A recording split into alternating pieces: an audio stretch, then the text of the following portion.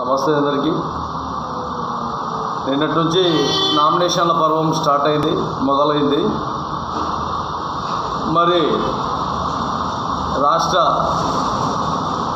Voter మహాశయులు మీ తీర్పు రేపు 13వ తారీఖు ఏ విధంగా అయితే అయినా ఓటు హక్కును వినియోగించుకుంటారో,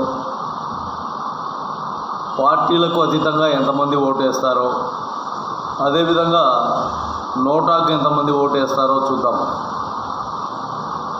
జూన్ 4వ తారీఖు భౌతవ్యం పూర్తిగా తెలుస్తుంది.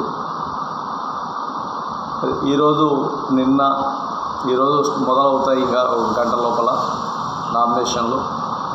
కాబట్టి అందరికీ కూడా శుభాకాంక్షలు తెలియజేస్తున్నాం. ప్రజల మనోభావాలు దాదాపు